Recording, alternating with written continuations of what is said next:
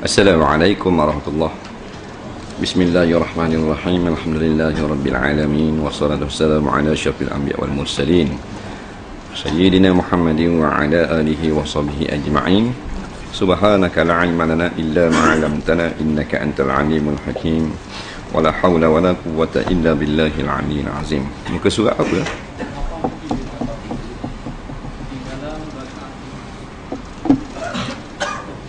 Qala al-mu'allif rahimahullahu ta'ala wa nafa'na wa iyyakum bi'ulumihi fid dharain amin ya rabbal alamin. Kata pengarang rahimahullahu ta'ala, ketinggalan rakaat Jumaat. Hendaklah kita bersegera menghadiri Jumaat sebelum khatib naik mimbar, sebab keutamaannya sangat banyak. Mereka dapat melaksanakan solat sunat tahiyat masjid dengan berzikir, membaca Quran dan mendengar khutbah. Usahakanlah sebaik mungkin datang paling awal ke masjid untuk menemukan keutamaan pada hari Jumaat. Tapi kalau terpaksa ketinggalan juga melaksanakan solat Jumaat tersebut, maka kita dianjurkan untuk melanjutkan rakaatnya apabila ketinggalan dalam satu rakaat. Seperti disebutkan dalam hadis yang artinya, barang siapa dapat menjumpai dalam satu rakaat dari solat Jumaat, maka hendaklah ia menambahkan satu rakaat lagi, niscaya sempurnalah solat Jumaatnya. Dari Abi Hurairah bahawa Nabi SAW bersabda, barang siapa yang melakukan satu rakaat, maka sungguhnya ia telah mendapatkan kesemuanya. Abu Hanifah dan Yusuf berkata, barang siapa menjumpai tasyahud bersama imam, maka sungguhnya ia telah menjumpai jemaat. Maka hendaklah ia meneruskan dua rakaat solat Jumaat. Setelah imam mengucapkan salam, dengan demikian Jumaatnya telah sempurna. Bila orang sudah solat Jumaat, maka ia tidak diwajibkan lagi mengerjakan solat zuhur, kerana solat Jumaat itu adalah sebagai gantinya solat Jumaat dua rakaat. Maka itu bersegeralah pergi ke masjid untuk melaksanakannya. Baik, kalau kita pergi solat Jumaat, kita dapat satu rakaat saja bersama imam, maka lepas imam salam tambah satu rakaat sahaja. Kadang-kadang kita bolong situ. Kalau kita tak dapat satu rakaat, maka tak dapatlah Jumaat. Kerana jelas dalam hadis, dua hadis tadi, siapa yang mendapat satu rakaat daripada Jumaat, maka dia mendapatlah Jumaat. Maksud mendapat Jumaat ni, dia hanya tambah satu rakaat saja lagi, kerana Jumaat itu hanyalah dua rakaat. Tapi kalau kita gitu, imam angkat kepala dah daripada rakaat kedua, Sami Allahu liman hamidah, kita pun baru sapa, tak dapatlah satu rakaat. Kerana lepas pada itu Tok Imam tahiyat akhir dah, kita terus ikut dan tambah 4 rakaat. Tak sebut pun dalam hadis tambah 4 rakaat jadi zuhur, tetapi faham dah, man adraka rak'atan minal jumaah faqad adrakal jumaah. Siapa dapat sekurang-kurangnya satu rakaat sembahyang Jumaat, maka dia dapat Jumaat. Bila dapat Jumaat, maksudnya teruskan satu lagi rakaat selepas imam salam. Mafhum mukhalafah ni yang kita faham, walaupun Nabi tak kabur, siapa yang tak dapat satu rakaat pun Jumaat, maka dia tak dapat Jumaat. Jadi balik asas sembahyang zuhur.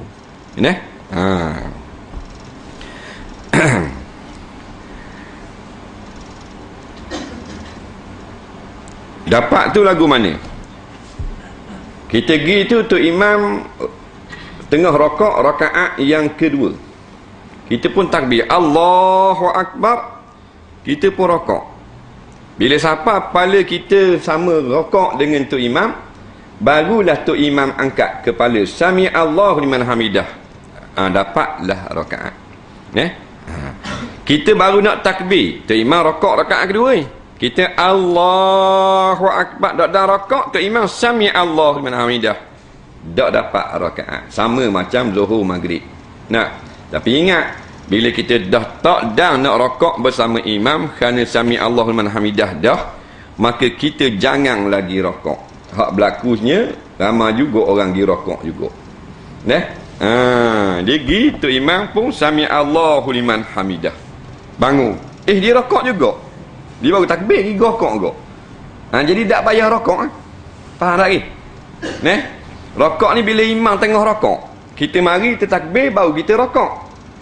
Kalau kita dah takbir dah atau sedang takbir, imam akad dah kepala, Lepas takbir tak payah rakaat.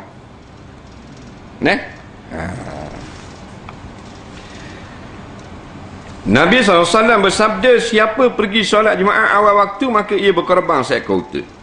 Barang siapa pergi saat kedua seperti ia korban seekor lembu. Barang siapa pergi saat yang ketiga maka seperti ia korban seekor domba, iaitu kambing. Barang siapa pergi ke saat yang keempat maka seperti korban seekor ayam. Barang siapa pergi di saat yang kelima maka seperti ia memberi sebutir telur. Jadi dalam hadis ini nak menggemorkan kita datang awal ke masjid hari Jumaat. Siapa yang paling awal sekali, Nabi kata seolah-olah korban seekor unta. Kata setengah ulama, iaitulah selepas solat subuh. Lepas solat subuh gitu. Nah, seekor unta kan, bawah 5,000 seekor. Nah, lepas mayang subuh gitu Jumaat. Nah, pergi itikaf apa semua. Nah, hak ni tak ada harapan kita. Unta. Tengok nombor 2 pula. Siapa yang pergi saat yang kedua maka seperti ia korban seekor lembu. Kata setengah ulama, lepas waktu masuk waktu duha 8:30. Gila Jumaat. Tak ada juga kita, tak boleh gak lembu. Yang ketiga kita tengok boleh ke tak.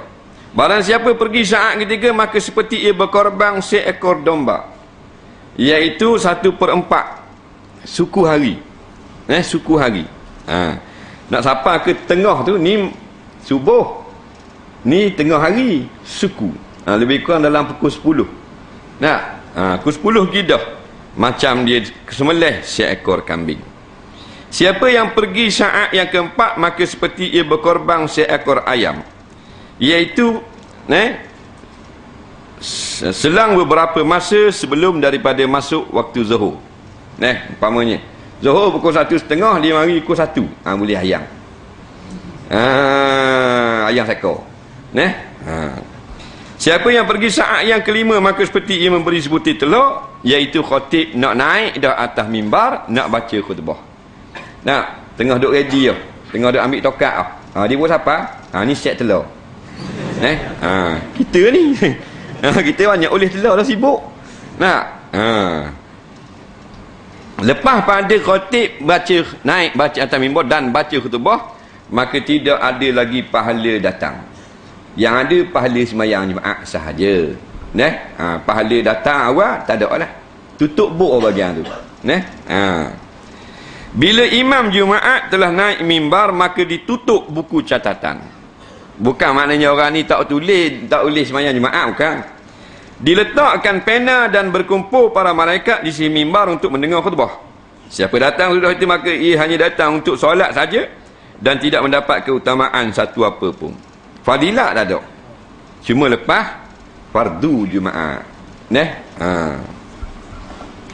Selesai semayang Jumaat. Bila habis dah semayang Jumaat, tak payah semayang zuhur.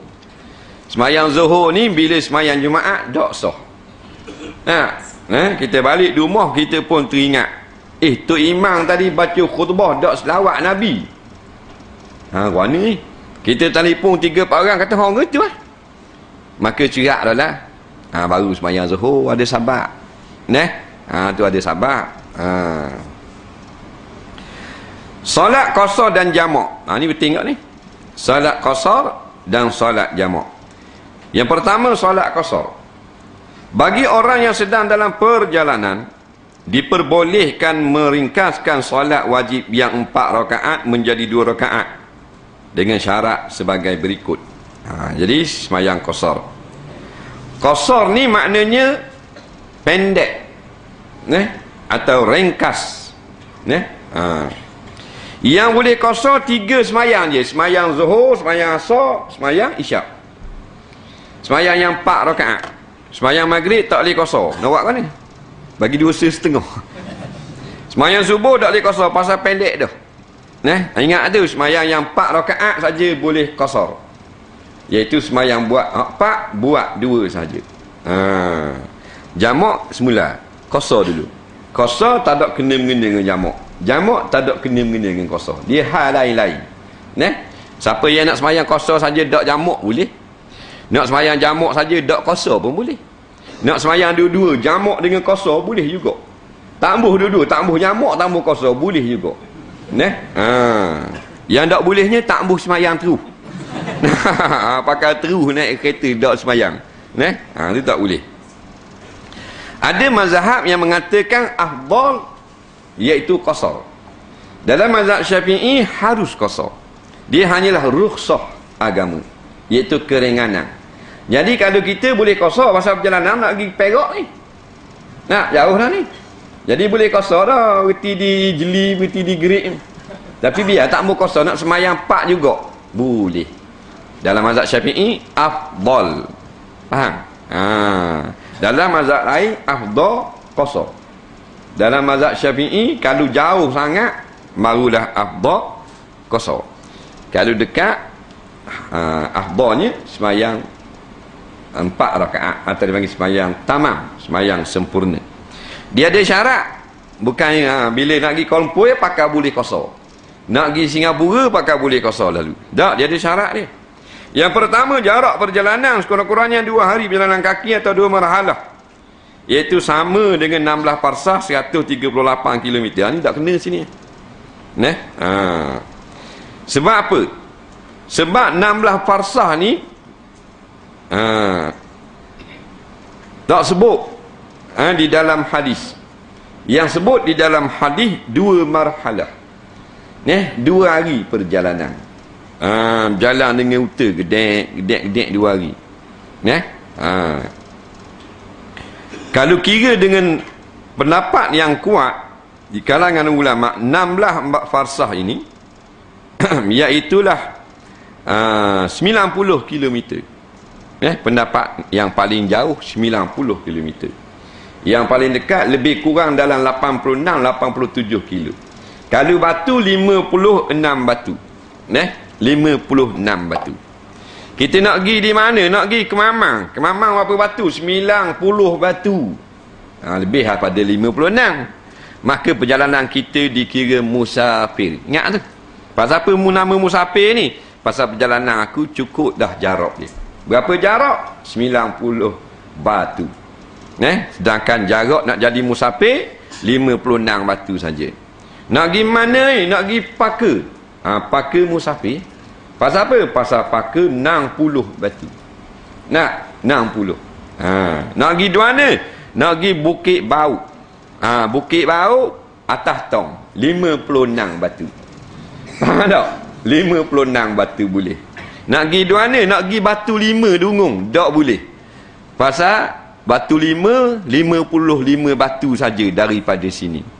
Siapa Getok Dungung 50. Tambah 5 batu lagi 55 batu. Jarak dia sekurang-kurang 56 batu. Faham? Nak pergi di mana? Nak pergi Jetih. Musafir. Buat apa? 75 batu. Lebih pada 56. Nak pergi Besuk. Jumpa kawan lama. Mu ni politik semua.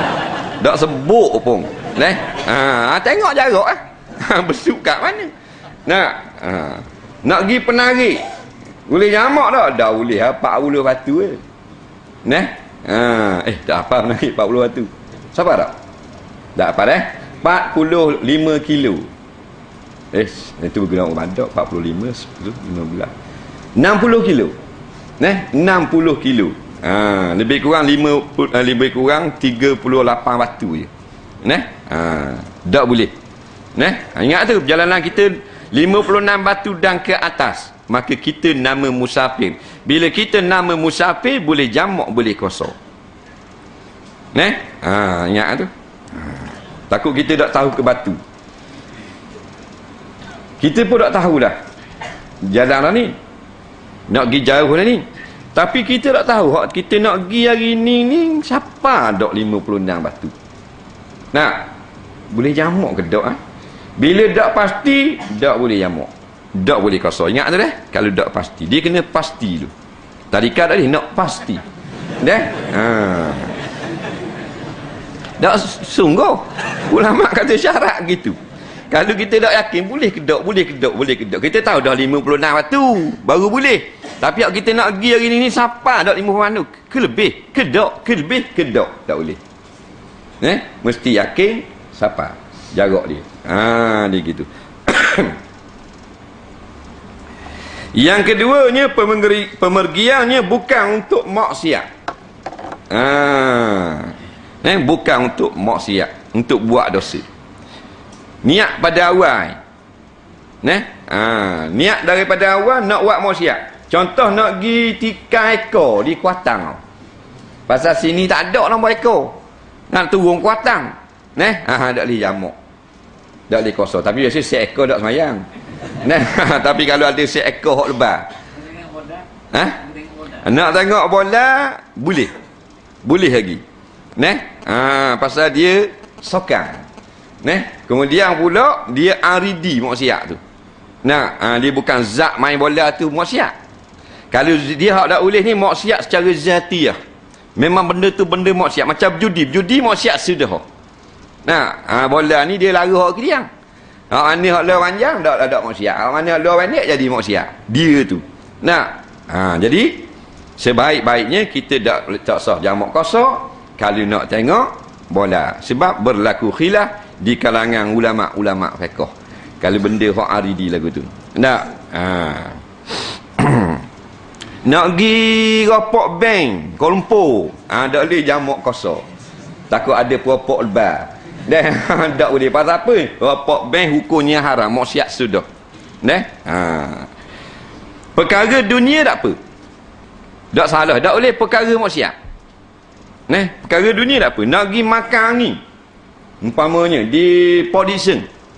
3 beranak nak pergi paling ni nak ranga mulut. Makan ni. Tak apa. Pasal makan ni bukan haram dalam Islam. Tak ada masalah. Nak pergi Kelah, air terjun, Kota Tinggi.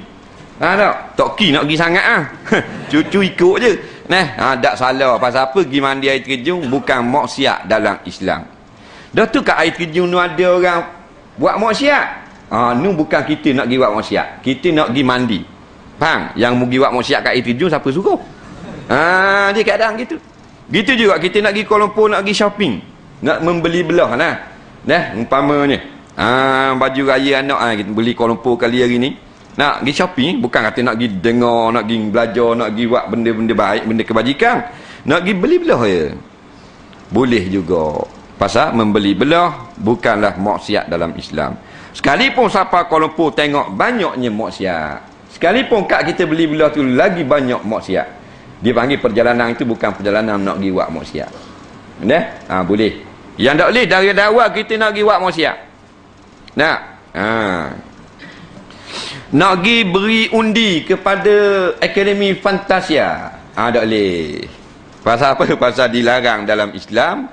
Berkumpul hiburan seperti itu tak boleh. Jadi kita nak pergi sokong benda yang dosa, maka dikira perjalanan dosa juga. Ar-rukhsah la tunatu bil ma'asi. Rukhsah itu keringanan tidak diberikan kepada perkara maksiat. Jadi mu nak pergi buat maksiat, mu kena semayang macam biasa.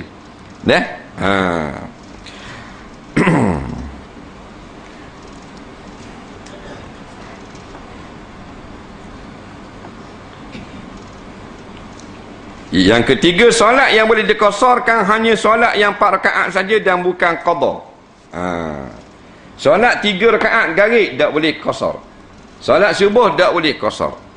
Solat isya tak boleh kosar. Sebab apa? Hak qada tak boleh. Melainkan hak kita nak qada tu kita tinggal dalam musafir. Baru boleh qada, baru boleh kita qada kosar. Kita dak ingat semayang isyak. Tapi kapung ni semalam gaduh-gaduh nak isi barang baju-baju dalam beg nak musafir esok tak ingat semayang isya. Esok di perjalanan kita berhenti semayang tengah jalan tak, berhenti semayang ke Mamang, baru teringat semalam tak ingat semayang isya. Wajib qada lah. Tapi nak qada tak boleh qasar. Pasal kita tak ingat tu kita tinggal tu di kapung masa mukim. Faham? Yang kita boleh qasar dan jamak dengan qada iaitu semayang yang kita tinggal dalam masa musafir.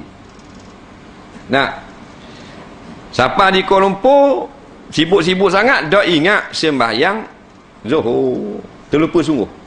Siapa Perak baru tinggal. Kuala Lumpur maring tak ingat mayang Zuhur. Qada di Perak. Qada di Perak tu boleh qada 2 rakaat. Pasal apa? Pasal Zuhur tu kita tinggal di Kuala Lumpur dalam musafir. Dia gitu.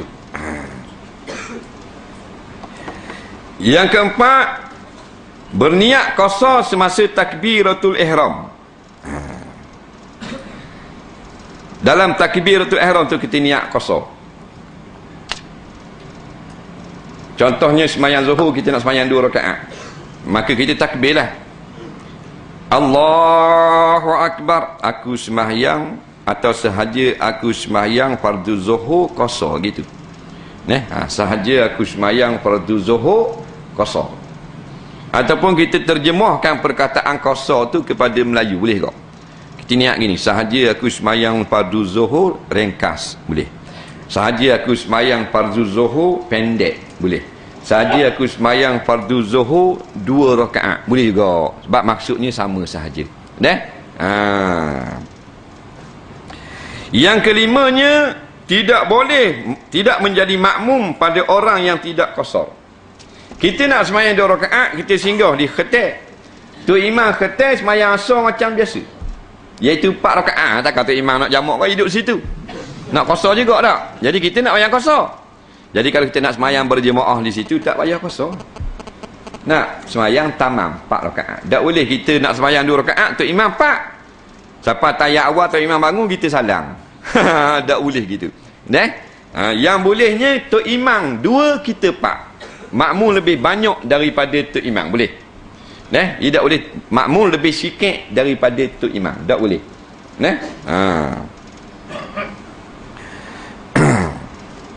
Keterangan bahawa 16 parsah 81 km adalah pada kitab fiqh ala mazhabil arba'ah oleh Abdul Rahman Al-Jazairi. Baik. Syekh Abdul Rahman Al-Jazairi, dia seorang ulama mutaakhirin. Dia ukur dalam kitab dia fiqh ala mazhabil arba'ah, iaitu fiqh mazhab 4. Kitab dah lama mana ni, kitab moden lagi. Tapi kitab tahun 50-an kalau tak silap. Dia ukurnya 81 kilo. Dr. Wahabah Zuhaili dan beberapa orang ulama Mesir ukur 89 lebih kilometer. Jadi kita duk mengajar sama, kita kata 90 kilometer. Ini dikiraan yang dia anggap paling tepat. Lebih kurang 90 kilometer. Tapi ada khilaf dah. Tak ada masalah. Ada kaum mengatakan 85 kilometer. Tapi Dr. Syekh Abdul Rahman Al-Jazair kata 81 kilo. Yang berlaku lagu ni sebab tak sebut dengan jarak batu ataupun kilometer dalam hadis. Jarak 2 marhalah saja. Perjalanan 2 hari. Bila kita ukur dengan ni, tak boleh nak ukur dengan tepat. Cuma nak ihtiyat tak, kita ambil hak paling ramai ulama kata lebih kurang hampir 90 km atau 56 batu.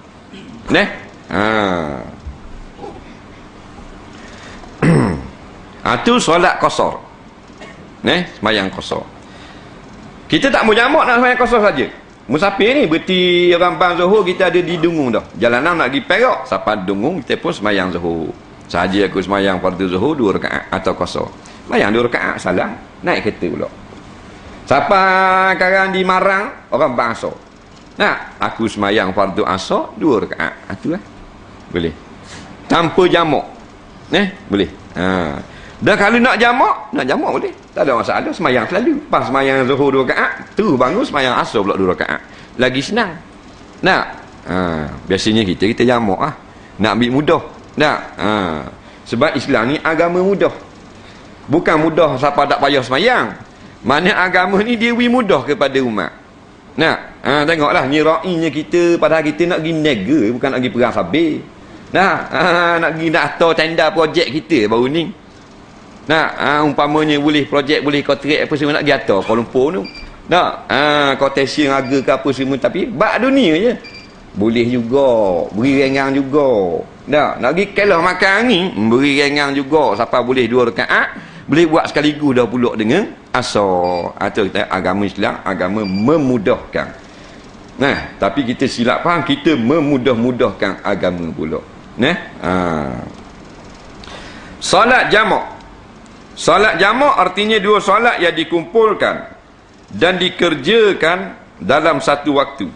Solat yang boleh dijamak ialah solat Zuhur dengan solat Asar, solat Maghrib dengan solat Isyak. Jamak pula makna himpun, kumpul, atau buat sekaligus. Dia ada dia macam semayang qasar. Jamak makna dua semayang buat dalam satu ketika, satu waktu. Zuhur boleh jamak dengan Asar, Maghrib boleh jamak dengan Isya saja. Subuh tak boleh jamak. Faham? Takutnya bahan ada bahan subuh. Nampak? Isya dengan subuh. Boleh ada jamak. Nampak? Isya dengan subuh. Orang kata dah mu semayang dia pula. Siapa subuh 2 kali buat, dia kata jamak. Jamak ni, jamak Isya dengan subuh. Isya malam aku tak mayang, jamak dengan subuh. Boleh, dia kata boleh. Saya beli lagu mana? Ada orang ngajar itu. Dia sebut ustaz-ustaz dia terkenal. Kita pun heran macam mana ustaz ni molek, ustaz ni hebatlah. Macam mana ustaz ni pergi kata pula boleh jamak subuh Isya dengan subuh. Tak? Rupanya salah dengar. Ustaz tu kata sunat jimak antara Isya sampai ke subuh. Tak? Waktu antara Isya ke subuh sunat jimak je, bahan jamak. Bahan tu jeng. Benar. Nah, salah faham. Dia pun hidup sembang, duduk cakap ngak. Tak, khabar jamak dia bahan, orang jimak dia bahan jamak. Tak pening kepala.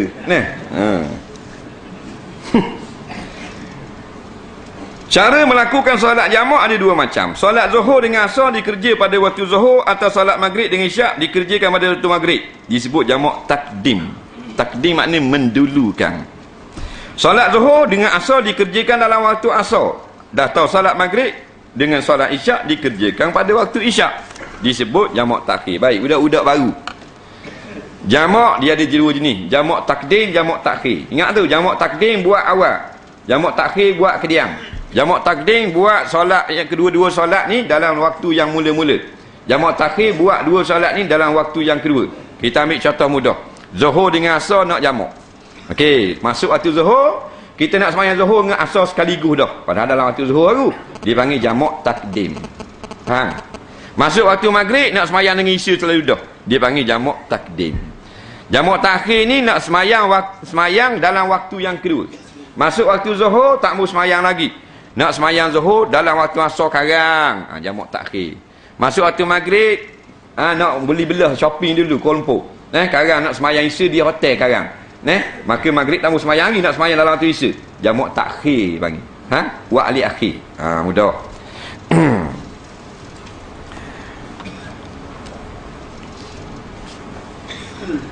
Syarat-syarat jamak takdim dilaksanakan dengan tertib, iaitu mana solat yang waktunya dulu didulukan, seperti solat Zuhur dulu kemudian Asar, Maghrib dulu kemudian Isyak.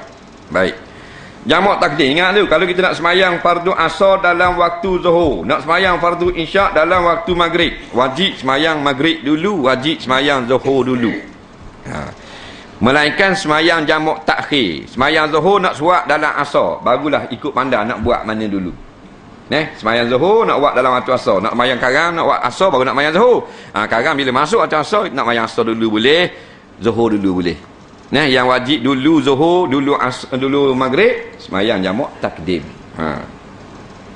Niat jamak pada masa solat yang pertama. Niat jamak. Kalau kita nak jamak takdim, contohnya nak semayang Zuhur dalam waktu Zuhur, lepas tu nak semayang Asar sekaligus. Niat gini, saja aku semayang fardu Zuhur jamak dengan Asar. Itu Maghrib, sahaja aku semayang fardu Maghrib jamak dengan Isyak. Senang ni. Tak kata jamak boleh, bersama Isyak boleh tak? Sahaja aku semayang fardu Maghrib bersama Isyak. Boleh tak? Yang ketiga, berturut-turut keduanya. Artinya tak boleh disela dengan solat sunat atau perbuatan lain. Ni kena jaga. Lepas pada solat Zuhur, terus bangun dan semayang Asar. Dimaafkan kita mengambil wuduk. Boleh. Habis semayang Zuhur, semayang Asar, ketuk. Ambil wuduk dan terus sambung. Boleh. Atau perbuatan-perbuatan yang ada kaitan dengan semayang. Umpamanya lepas semayang Zuhur, serban jadi longgar. nak kemas semula serban pakai molek semula, boleh. Tak putus wala. Tak. Ataupun tak ingat nak pakai minyak atar tadi, waktu ambil minyak atar lesek situ lesek sini, tak apa waktu. Yang tak boleh, kita nak berehat dulu, kat pergi baru nak semayang asar pula, tak boleh lah, putus wala. Pas mayang zuhur salam, dia kata mari kita pergi bahan nasi dulu. Faham tak? Kita mari mayang asar pula, tak boleh. Bila dah putus gitu, maka mungkin kena semayang asar, karang masuk asar, tak jadi dah jamak. Ingat tu. Sepatutnya lepas salam semayang zuhur terus bangun semayang asar. Sepatutnya lepas salam semayang maghrib terus bangun semayang isyak. Tak ingatnya pergi minum air apa semua sembang tu. Lepas tu nak mayang zuhur asar pula, tak boleh lah, putus walat. Faham tak? Kena tunggu karang baru boleh. Sebab dia kena berturut-turut.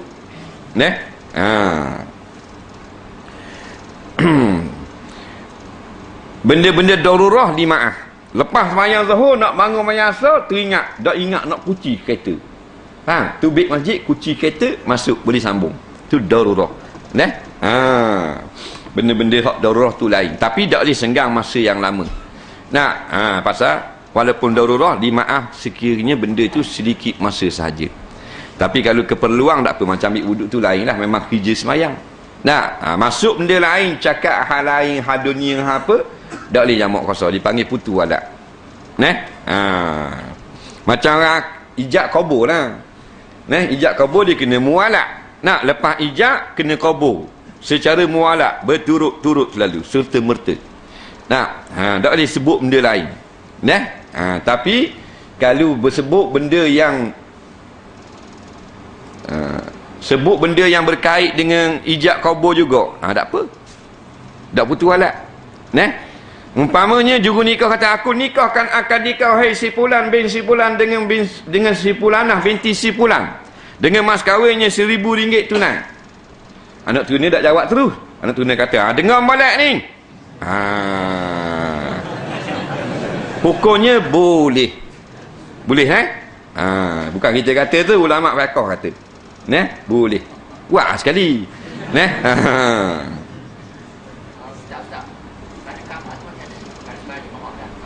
Kamat boleh sunat. Semayang asar qamat pula. Sunat iqamah. Bangun tu sunat iqamah. Bang hak pertama saja. Jangan bang 2 kali. Jadi hak kata macam ijab kabur tadi tak putus walat. Pasal apa disuruh dengar tu ada kaitan dengan ijab kabur. Pasal lepas-lepas yang hanyut. Jawab nikah molek dah, dia kata tak dengar pula. Jadi anak tuna panasan dia pun kata, dengar molek ni, aku terimalah nikahnya dengan mas kahwin yang tersebut itu. Tak apa. Padahal ada kabar celah tu. Dengar molek, tak apa. Dimaaf pada syarak. Tak. Kalau benda yang tak ada kait dengan ijab kabur, dah maaf, dikira putus walat. Aku nikahkan nikah si fulan bin si fulan dengan si fulanah binti si fulan, mas kahwinnya RM1,000 tunai. Katanya anak tuna, buka kau kipas ni sikit tu. Faham tak? Lepas tu baru jawab, aku terima. Tak boleh, putus walat. Contoh. Begitu juga tadi, bila kita habis salam mayang zuhur, kita betul serban apa semua, pakai minyak atar, tak ingat kan? Kalau minyak atar kan sunat, bersugi atau ambil wuduk tu pekerjaan yang ada kaitan dengan semayang. Maka dimaaf, tak putus walat. Semayang sunat tak boleh. Selepas dua-dua semayang baru boleh. Syarat-syarat jamak takhir. Pertama, niat jamak takhir waktu solat yang pertama. Yang kedua, datang waktu solat yang kedua masih dalam perjalanan. Baik. Ingat tu, niat semayang jamak takdim dalam semayang. Niat semayang jamak takhir dalam waktu yang pertama. Nak semayang zuhur dengan asar dalam waktu zuhur ni, dipanggil jamak dia. Jamak takdim. Okey, niat dalam semayang. Allah sahaja aku semayang pada zuhur jamak dengan asar. Akbar. Lepas tu kita bangun 2 rakaat semayang asar pula. Allah sahaja aku semayang pada asar jamak dengan zuhur. Nampak? Tu jamak takdim. Kalau nak jamak takhir gini, orang bang zuhur pukul 1:30. 1:30 sampai ke 4:30. Dalam masa 1:30 sampai 4:30 tu kita tak mau semayang zuhur. Pasal nak semayang dalam waktu asar. Mestilah dalam waktu itu kita niat dalam hati, aku nak semayang zuhur dalam waktu asar. Atau aku nak semayang zuhur jamak takhir. Faham? Wajib kena niat gitu. Bukan semayang, niat saja. Sekarang bila orang bang asar, kita tidak berdosa dak semayang zuhur. Pasal telah niat nak buat dalam waktu asar. Tapi kalau kita tak niat gitu, masuk waktu asar, kita berdosa kerana tak semayang zuhur. Nampak lagi? Faham tu?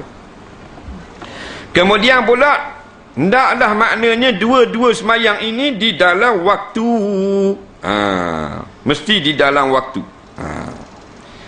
Dalam waktu, dalam perjalanan. Contoh gini.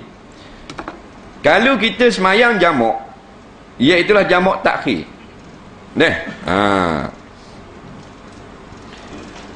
Kita siapa di rumah dah, nak start semayang, tak boleh. Jadilah semayang kita itu qada. Semayang tu wajib semayang, tapi tak panggil jamak takhir. Dia panggil semayang qada. Nampak? Sebab siapa kapung dah. Mestilah dua-dua semayang itu di dalam perjalanan. Dalam perjalanan. Perjalanan ni gini. Kita tak sapa lagi, kita ada balik dah. Tak sapa lagi tempat kita nak bermukim. Contohnya kita balik daripada Perak, daripada Kuala Lumpur, kita orang Pasir Panjang ni. Sapa di Kapung Laut, orang bangsa, kita boleh jamak di ni. Jamak takhir di ni. Faham ke? Pasal Kapung Laut mungkin lain, Pasir Panjang mungkin lain. Dia boleh. Dia keluar pada mungkin kita juga, alugi boleh tak? Kita nak pergi ni, nak nyamak ni. Duduk Pasir Panjang, kita pun bertolak. Siapa Kapung Laut, orang bang Zuhur, boleh jamak dulu dah. Sekarang ni ada orang salah faham, dia kata nak sampai 56 waktu boleh jamak dah. Hak tu jarak yang kita nak pergi. Faham? Mesti lebih 56. Tapi kalau kita jarak nak pergi lebih dah, keluar pada mukim boleh jamak qasar selalu.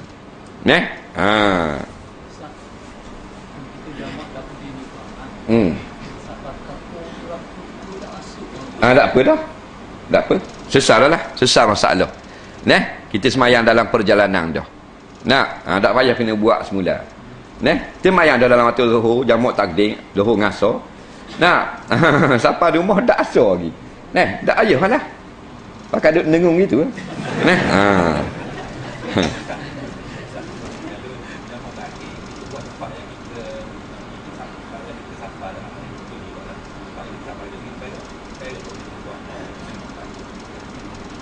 Asal dalam waktu yang kedua.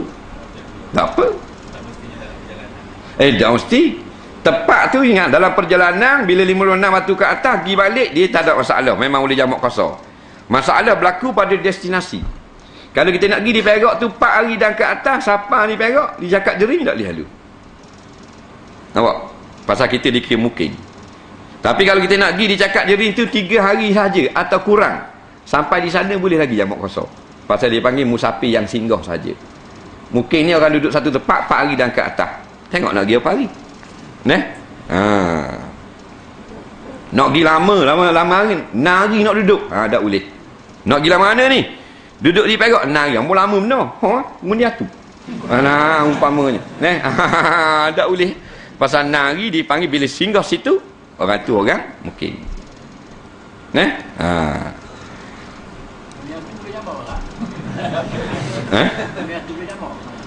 Pengundian tu boleh?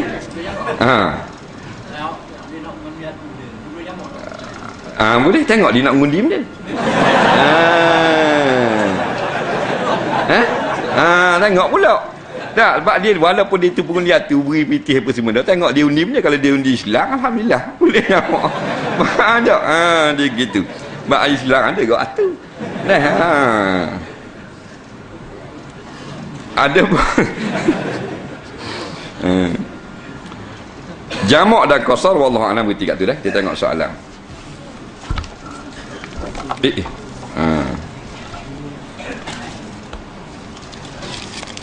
Soalan yang pertama. Selepas saya semayang isyak, saya semayang witir 3 rakaat. Waktu tengah malam saya nak semayang tahajud. Setengah orang kata kena buka semayang witir serakaat sebelum semayang tahajud, betul atau tidak? Jawabnya tidak betul. Faham tak? Dia semayang dah witir 3 rakaat lepas isya tadi. Lepas tu dia tidurlah sekarang pukul 11. Lepas tu tengah malam sekarang dia nak sembahyang tahajud, orang kata tak boleh. Mu kena genak dulu. Sembahyang itim mu dulu. Mu sembahyang dulu capuk semalam jadi 3, 4. Jawabnya ini karut mainan belaka. Ulama-ulama larang buat lagu ni. Tapi menjadi amalan manusia. Tak ada orang suruh buat kerja lagu tu. Jadi kira matematik itu jangan main. Tak perlu teruskan sembahyang tahajud macam biasa. Hak witir buat dah. Jangan buat lagi witir. Kerana Nabi kata la witrani fil lailin, tak boleh 2 kali witir satu malam. Mari witir dah malam. Ni nak witir pula lepas bangun tidur. Tak boleh ya. Main capur-capur apa benda. Nah, kemudian pula tidak ada jadi halangan kita nak sembahyang sunat lepas sembahyang witir, boleh. Cuma sunat saja kita sembahyang witir hak ngelah sekali. Bukan syarat. Afdal witir lah sekali. Nabi kata ij'alu akhira salatikum billail al-witra. Hendaklah kamu jadikan sembahyang kamu hak sunat terakhir sekali itu witir. Maksud hadis ni ialah afdal sekali ialah witir yang terakhir. Bukan syarat. Jadi kalau kita sembahyang witir dah, sekarang nak tidur, bangun tidur sembahyang tahajud Sembahyang tahajud, sembahyang qiyamul lail, sembahyang istikharah, sembahyang hajat lain-lain. Boleh, Ini amalan Sayyidina Abu Bakar As-Siddiq radhiyallahu an. Soalan seterusnya.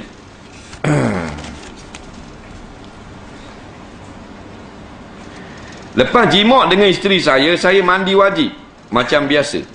Dalam masa setengah jam, rasa lagi keluar air daripada kemaluan. Sedangkan saya nak sembahyang. Adakah batal mandi junub saya itu? Atau batal wuduk saya saja? Bagaimana? Orang baru ni dia kata. Baik. Dia bila dah mandi junub apa semua, lepas tu keluar air pula. Jadi batal wuduk ke batal mandi? Jawabnya air apa keluar? Nak kabur dulu air dia keluar. Air kecing. Keluar air kecing batal wuduk. Mandi tak batal dah. Kena ambil basuh dah ambil wuduk semula.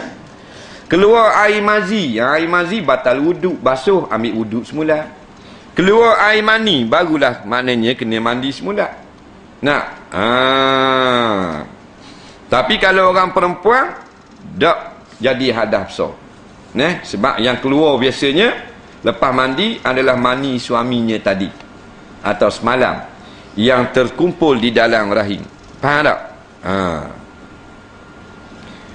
3 pemuda sesat dalam hutan selama 2 minggu. Seorang mati pada hari kelima dalam hutan ini. 2 orang kawan ini tak pandai nak uruskan mayat. Si mati tadi semayang tak pandai, nak ke bumi pun tak pandai juga mengikut kaedah Islam. Sekiranya keadaan ini berlaku, apa harus 2 kawan ini lakukan terhadap si mati tersebut? Tinggalkan atau gantung? Dia masuk hutang, camping lah apa semua kat bandar lah. Ini orang muda-muda berkemah apa semua, sesak. Bila sesak, hak sekor bahan sorang, bahan gerima. Matilah. Jadi tak erti nak buat benda. Begitulah hukumnya fardu ain. Dia tidak lagi fardu kifayah. Fardu kifayah ni berlaku kematian dalam kampung. Maka semua orang kampung mesti terlibat. Bila ada seorang dah buat, maka terakak dosa lain. Tapi kalau mayat tu dengan kita saja, fardu ain. Mesti kena buat. Jawabnya berdosa. Pertama-tama sekali berdosa. Kerana tak boleh nak urus. Faham tak? Dia orang kata fardu kifayah kan? Mandi mayat. Fardu kifayah ni ketika duduk dalam kad ramai. Fardu kifayah. Macam jawab salam kau, kita duduk atas gerai 15 orang. Lalu waktu salam, Assalamualaikum. Dia kekek. Ada mari. Jadi 15 orang ni fardu kifayah jawab. Seorang yang jawab Waalaikumsalam, maka 14 lagi tak ada kena dosa. Tu fardu kifayah. Pasal apa? Pasal ramai. Tapi kalau kita seorang duduk atas gerai, orang wisalam Assalamualaikum, kena jawab tak?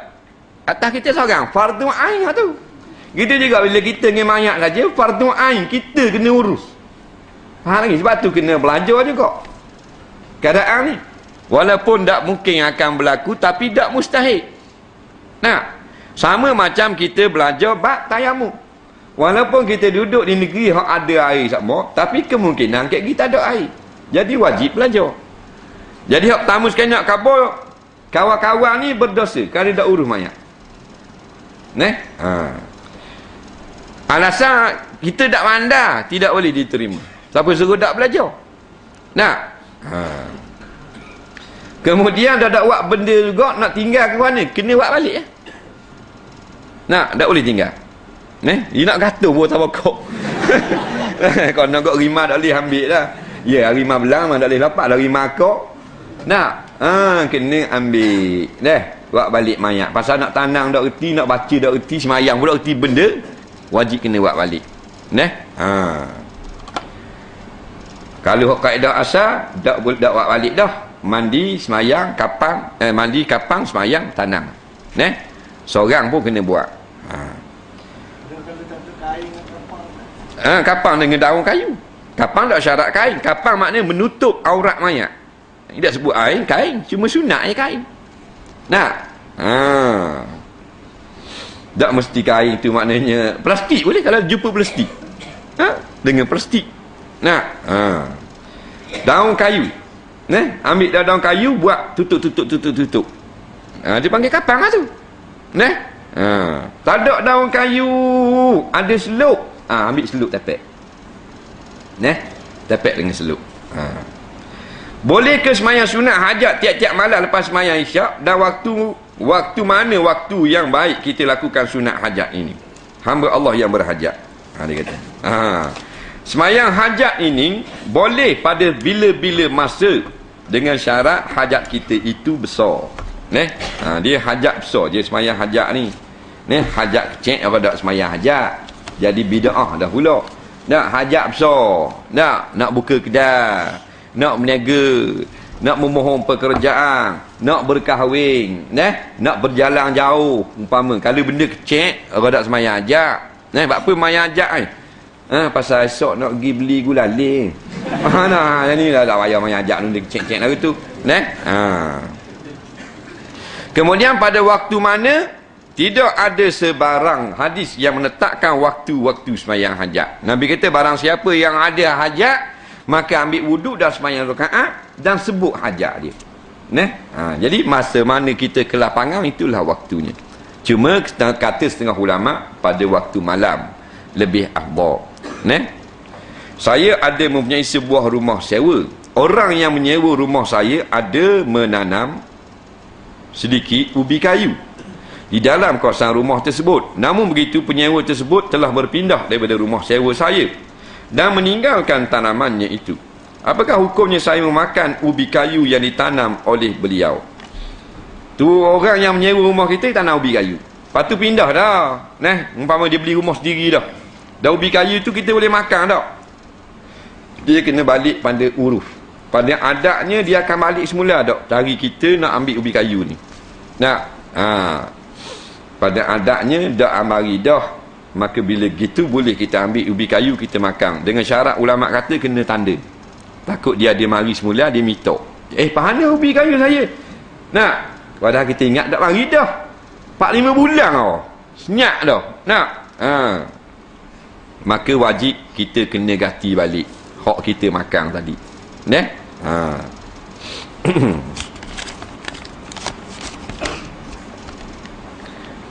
Saya duda anak 3. Dan kahwin dengan janda anak 5. Soalannya bagaimanakah aurat antara anak saya dengan anak tiri saya? Dia ada anak 3 orang dah, dia kahwin dengan janda ada anak 5. Jadi 8. Lepas tu anak dia dengan anak janda lagu mana? Aurat lagu mana? Dikira lagu mana tu?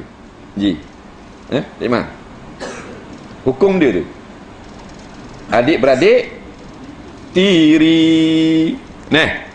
Adik-beradik tiri tu tak ada kena-mengena. Jawabnya aurat macam orang ajnabi. Tak boleh buka kepala, tak boleh kemar katung semua, tak boleh. Adik-beradik tiri dia panggil. Adik-beradik tiri. Boleh nikah. Boleh kahwin. Bagaimana pula dengan menantu laki-laki saya dengan mak tiri ni? Ya, ini bini saya. Jadi kalau mak tiri bini saya. Menantu laki-laki dengan mak tiri. Jadi kita dengan ibu mertua tiri. Nah, kita dengan ibu mertua mahram. Faham tak? Mak pada bini kita mahram tak tu? Tapi kalau mak tiri bini kita, dia panggil mertua tiri. Mertua tiri bukan mahram, ajnabi, boleh kahwin. Soalan seterusnya.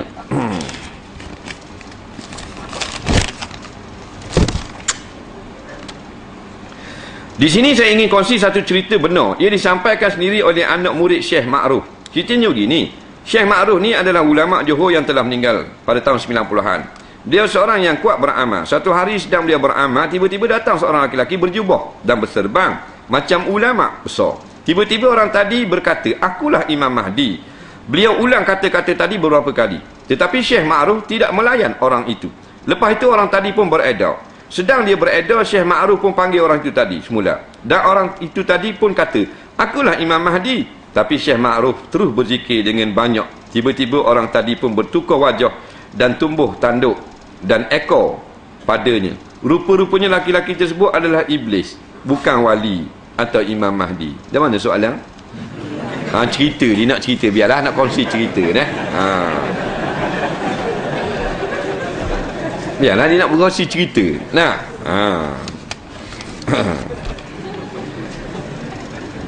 Apakah layak seorang anak yang derhaka terima harta pusaka dari ayahnya, sedangkan masa hidup anaknya ini tak pernah tegur siapa dengan ayahnya hingga ayahnya meninggal dunia, sama ada wang atau lainnya?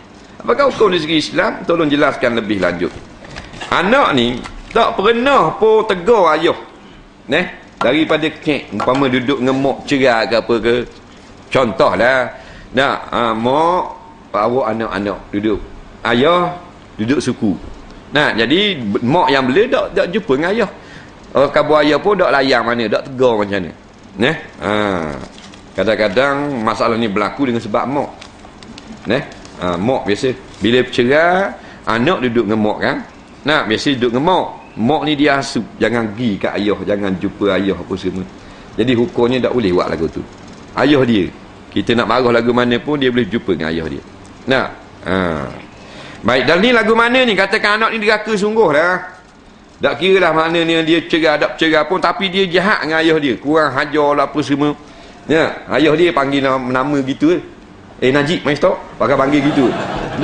Umpamanya tak panggil ayah, maknanya tak erti bahasanya anak ni. Jadi kalau ayah tu mati, boleh makan saka tak? Jawabnya boleh. Boleh makan dua perkara saja tak boleh makan saka anak. Yang pertama, anak tu murtad, na'udzubillah, tak boleh makan saka. Yang kedua, anak tu tukang bunuh ayah. Anak tu bunuh ayah tu. Al-murtadu la yuras, orang murtad tak yuras. Al-qatilu la yuras, dan orang yang membunuh dia tak makan kat saka. Jahat, derhaka lagu mana pun makan saka. Walaupun tuan saka, ayah atau mak kata aku tak reba mu makan harta aku, jawabnya makan juga saka. Masalah dia derhaka ke ayah dia, tu dosa dia kepada ayah dia. Hak tu hak dia, memang dosa. Tapi hak saka makan. Ya tak makan dua. Pertama murtad, yang kedua dia tukang bunuh tuang punya harta, tak makan saka. Apakah yang dimaksudkan dengan solat duha? Solat lagu mana kau ustaz? Biasanya orang solat masa mana kau? Tengah malam ke?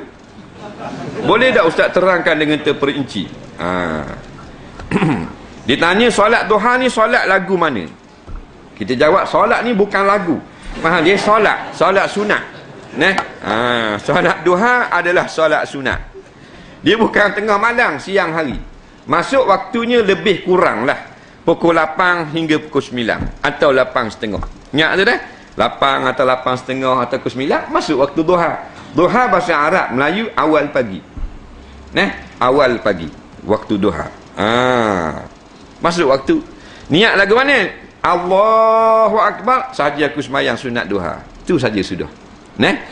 Baca Fatihah, lepas Fatihah baca sebarang surah. Tak ingat kuliah. Lepas tu macam biasa rakaat sujud, naik pula rakaat kedua Fatihah. Lepas tu kul huwallahu ahad. Salam dan berdoalah apa yang kita nak doa, perkara kebajikan. Boleh buat. Hatta atas kenderaan boleh buat. Atas kenderaan. Naik motosikal rezek. Tolak pukul 7.30 pagi, nak tunggu pukul 8 tengah malam duha dah dah. Pasal nak interview di Kemamang pukul 10. Jadi tolak pukul 7.30. Siapa di rata abang pukul 9. Umpama atas motosikal sembahyang duha. Tak apa. Dah kiblat maaf orang sembahyang, orang dalam perjalanan sembahyang sunat. Belang pegang dah. Allahu akbar. Dalam hati aku sembahyang sunat duha. Kan senang. Dah buat tengok, kena baca. Baca. Bismillahirrahmanirrahim. Baca, ada apa? Rokok tunduk Allahu akbar. Tak. Sami Allah akak kepala, jangan akak motor. Faham tak? Akak kepala. Dia gitu. Boleh kira ni mak lempik ni. Ada apa-apa teragak sekali.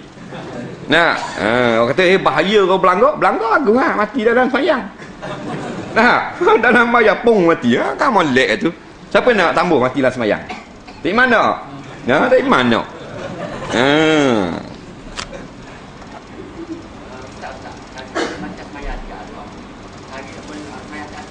Boleh. Selama mana ajak kita tak tertunat, boleh ulang-ulang. Boleh ulang. Tok laki saya tak suka dengar. Dia kata tok laki tak suka dengar. Tok pada laki dia ke gua ni? Tok laki maknanya suami lah, bahasa Terengganu. Ni bahasa Terengganu. Kalau bahasa luar dia panggil datuk bagi suami dia.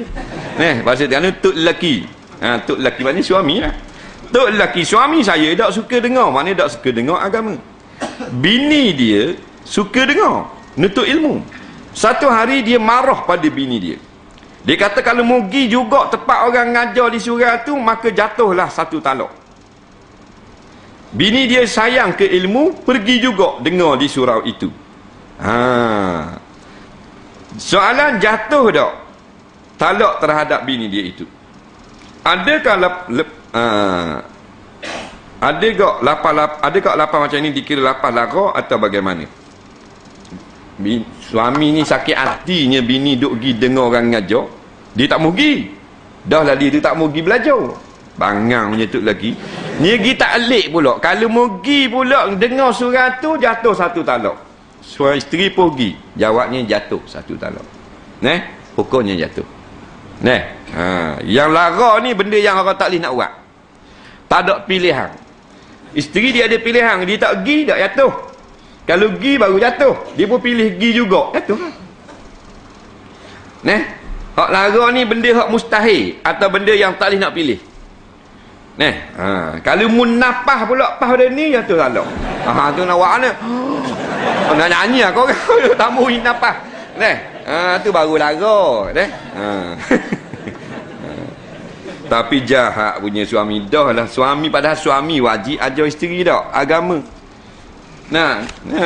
Hak Nabi bersuruh pergi tu ni pergi larang. Dia kata suami jahat, tapi nak ni dah nikah dah. Payah nak apa semua payah. Nak cerai-berai sayangkan anak. Laki malaung dia panggil. Boleh tak pakai kontak lens lain warna putih? Apakah warna pakaian yang disukai Nabi? Masa tahayat nak angkat jari telunjuk. Masa bila nak buat jatuh semula? Masa bila kau? Hak ana molek dengar ceramah sejik ke dengar dalam CD saja? Bagus dia tanya. Baik, pakai kontak lens selain warna putih. Umpama dia pakai warna kelabu, mata dia tak kelabu, hitam, dia buat warna kelabu. Kata setengah ulama haram pada syarak kerana mengubah ciptaan Allah. Tapi setengah ulama kata tidak haram, kerana tidak ada nas yang melarangnya. Jadi benda ni berlaku khilaf. Jadi kalau kita pakai, jangan niat menyombongkan diri atau niat nak mengubah hukum Allah. Hanya nak baca buku saja, kerana mata kita kelabu. Dia tengok orang ni kelabu jauh mengikik. Jadi berlaku khilaf. Dah hak moleknya al-khuruju minal khilafi mustahabun, keluar pada khilaf sunat, iaitu jangan buat benda yang dipertikaikan. Tapi ada pendapat mengatakan tidak haram. Dia nak bakar dia kan, petel lain dia ada warna koko sikit. Jadi atas kau ni boleh pakai. Tapi jangan niat nak menyombongkan diri. Pakailah warna apa pun, jangan biru sudah. Apakah warna pakaian yang paling sukai Nabi? Iaitulah warna putih dengan ijma' ulama. Masa tahiyat nak angkat jari, angkat dah. Nak turun balik, masa mana turun? Jawabnya bila angkat tidak ada lagi turun. Sampai ke salam. Assalamualaikum warahmatullahi. Assalamualaikum warahmatullahi, baru turun. Habis cerita dah. Tu ya kata setengah ulama yang paling afdal. Mula daripada awal tu gitu. Duduk tahiyat tu gitu dah. At-tahiyyatul mubarakatus salawatut thayyibatu lillah. Asyhadu an la ilaha illallah. Syarat masih syahadah. Kemudian tak turun lah. Tapi kalau turun juga tak ada masalah. Dia akad masih syahadah saja, lepas tu turun balik, tak ada masalah. Yang dipertikai ni angkat turun, angkat turun. Tu jadi mainan. Tak boleh. Kena molek batal kerana bermain-main. Hak anda molek dengar ceramah kat sejik ke atau dengar ceramah di dalam CD? Jawabnya molek belaka. Tapi yang afdal sekali iaitulah di masjid. Kerana masjid tempat yang paling afdal. Masjid kita banyak boleh berkenalan dengan orang. Masjid secara langsung kita dengar daripada guru. Masjid kita boleh semayang dan duduk dalam iktikaf dan seumpamanya. Jadi banyak benda sangat. Lepas tu dengar CD ni bagi orang yang tidak ada kesempatan nak datang ke surau, nak kerja di offshore, kerja dalam lautan, dia dah mari kan nak mari sini ngali kota nak atau malah layang. Jadi supaya pada tak lagi dengar surah tak dengar langsung, dia pun ambil lah bahan-bahan bacaan, buku, CD, internet dan seumpamanya. Boleh tu. Jadi kita ada kesempatan, jangan lepaskan peluang. Sebab bila ramai-ramai ini dia jadi kenal. Mula-mula dia seorang tak kenal kan, mari lama-lama 2 bulan kenal. Lepas tu kita mari duduk gini, jangan balik bodoh gitu. Salam orang tu, salam orang ni, tegur kau attack, lama-lama jadi saing. Itulah kita lalu kampung dia. Umpamanya tayar kereta kita minyak mampu ke apa semua. Orang pun tolong. Surat aku bila. Tolong. Dia gitu. Saya tukang urut. Jadi ramailah orang datang urut. Nakal juga dia. Memanglah dah mu tukang urut, memang orang mari tukang urut. Takkan mu tukang urut orang mari tukar selendar. Mana mu tukang urut memang orang mari ngurut. Dia betul dah tu. Ada yang datang lemah tenaga batin. Apa hukum jika saya mengurutnya? Jadi orang ni lemah tenaga batin, dia urut nak suruh gagah semula. Batin tu lah. Jawabnya haruslah pada syarak, tak salah. Menaikkan orang ni gagah tenaga batin pasal dia ni kuat berzina. Dia kata, mana mua lama tak nampak tem raya. Tak main parah ni. Dia kata, tak rok dia ni. Tak rok. Tak apa aku tolong urutmu. Tu baru tak boleh urut. Pasal nak bertolong atas perkara maksiat. Adalah. Saya mempunyai pekerjaan. Saya punya pekerja, apa hukum jika pekerja saya tak tutup aurat dan tak semayang? Baik. Semua majikan wajib melarang kemungkaran dan menyuruh kewajipan yang diperdukan ke atas pekerja. Kita ada 3 orang pekerja dalam ofis kita. Wajib kita kena pesan mereka suruh semayang. Sama ada kita pesan tu dengan mulut, atau kita bunyi dalam kaset, atau kita buat satu poster di pejabat kita. Dan sebagainya. Wajib hak tu. Begitu juga mana-mana ada orang majikan, dia pengarah, dia manager, dia tuan punya syarikat, maka dia tak suruh orang tutup aurat, maka ada pekerja yang tak tutup aurat, maka majikan tu tanggung dosa. Dia kira subhat. Tapi kalau dia suruh dah tutup aurat, degil juga, maka tak tanggung lah, pasal dia suruh dah. Tetapi dia boleh ada kuasa, dia boleh kena larang pula bila pekerjanya mendedahkan aurat di hadapan dia. Faham? Sebab Nabi kata, man ra'a munkara falyughayyirhu biyadihi. siapa yang daripada kamu yang lihat kemungkaran, dia ada kuasa, dia kena ubah dengan tangan. Tangan tu makna kuasa. Majikan mesti ada kuasa atas pekerja. Takkan pekerja nak kata pandai aku Nah, majikan tu. Nah. Pasal pekerja kaki tangan kita sama macam anak-anak kita. Dengan banding dengan ayah. Ayah wajib larang anak-anak, majikan wajib larang pekerja.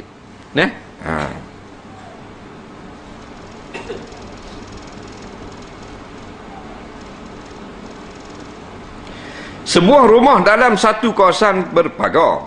Di dalamnya ada pokok buah-buahan seperti kelapa, dan nangka, dan lain-lain lagi. Kalau diberi sewa rumah itu kepada penyewa, buah itu siapa yang berhak ambil? Dia ada rumah sewa. Rumah sewa dia atas tanah. Ada ke rumah sewa tak ada tanah tak? Flat. Tapi hak ni rumah sewa dia macam rumah kampung. Ada naka, ada benda ni, kelapa, ada kurma, korang dah lah apa saja.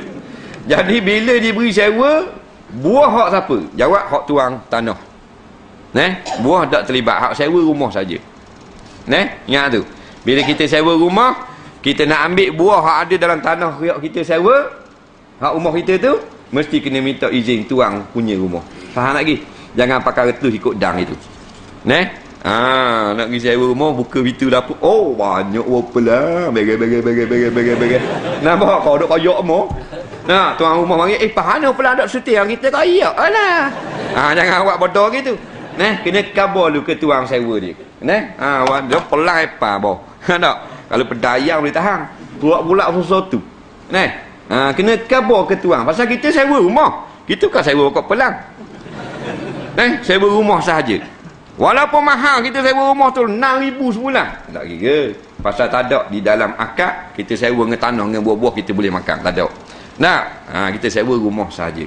Jadi kita tengok comel berapa lah bini kita pun sampai meneleh dah hari ni mitik nak makan. Tak mengidang. Kita kena khabar juga ke tuang tanah.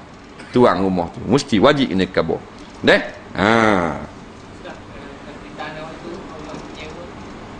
Penyewa tanah hak penyewa. Faham tak? Hak penyewa. Kemudian daripada tanah dia tu kita buat batas apa semua, bila kita nak mau sewa dah, kita kena perata balik pasal tanah orang. Lepas tu kalau tuan dia kata dah pokoknya ni guna ni, dah tanah kita ada pokoknya guna kira, dia kata cabut wajib tuan orang yang menyewa cabut balik pokoknya dia, pasal kita nak pindah rumah lain pasal tanah orang. Faham lagi? Kita pergi tanah pokoknya, pokok getah, pokok jering kena cabut. Pokok cambah tak apa cabut. Pokok jering balik awal kita. Jadi ingat tu, kalau kita sewa rumah sewa ada buah-buahan, maka wajib kita kena khabar kepada tuang punya tanah sebelum kita makan buah tu. Sama ada kita khabar tu secara umum atau tiap-tiap kali kita nak ambil. Hak khabar tiap-tiap kali ni, setiap kali nak ambil telefon dia. Boleh nak ambil cuti lagi? Boleh. Esok nak makan pula boleh nak ambil cuti lagi? Boleh. Tu panggil tiap-tiap hari. Khusus. Ataupun kita minta izin yang umum. Sekali khabar je. Ni nak khabar ni pasal kita sewa ni, kita tengok belakang ada banyak ni buah pelang apa ni tak. Jadi kita nak minta izin lah, sekali khabar lah. Jadi bila-bila kalau masuk ke buah pun kita nak makan lah. Tak. Jadi tuan dia pun senang hati perlu dengar. Kalau kita tak ada apa-apa lah. Dah mu sewa tu rumah aku dah. Kira gini lah 8 hari suti. Tak ada apa-apa lah. Lagi ingat masih bergaluh. Wallahu a'lam. Insya-Allah kita jawab pada minggu hadapan. Bismillahirrahmanirrahim. Allahumma anfa'na bima 'allamtana wa 'allimna bima yanfa'una. Rabbana zidna 'ilma. Rabbana atina fid dunya hasanah fil akhirati hasanah wa qina azabannar. Wa sallallahu sayyidina Muhammadin wa ala alihi wa sahbihi wasallam. Walhamdulillahirabbil alamin. Malam esok Pina Merah, lusa Kemaman. Tulak baru ada balik di surah kecil dah hari Rabu. Assalamualaikum warahmatullahi wabarakatuh. Perkara yang disandarkan pada Nabi, perbuatan atau perkataan Nabi. Hak Nabi buat atau hak Nabi kata tu sunnah. Sama ada hak wajib atau hak sunat. Sunat lain, ma yusabu fa'iluhu wala yu'aqabu tarikuhu. Perkara yang kalau kita buat boleh pahala, tak buat tak dosa. Jadi ada sunat yang bukan sunnah. Kita naik motosikal jagu. Kita pun tengok ada orang tepi jalan nak pergi tarana, biar kita gandang orang pergi tolong hantar. Nak sunnah tak tu? Tak apa zaman Nabi tak naik motosikal gandang-gandang orang itu. Tapi kita tolong orang tu boleh pahala sunat. Tu sunat. Faham tak?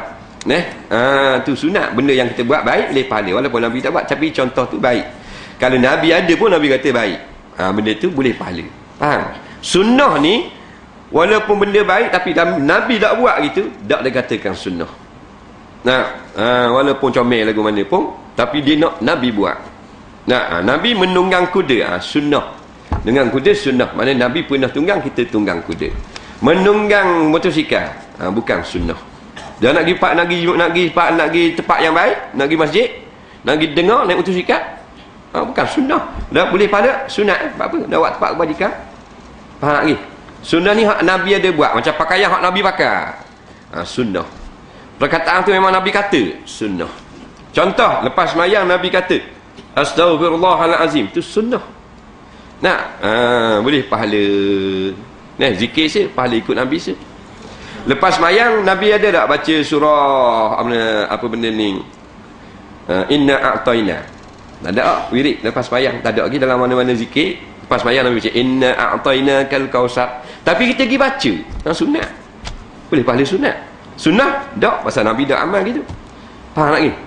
Jadi sunnah ni hak Nabi buat saja. Kalau hak sahabat buat, bukan sunnah lagi.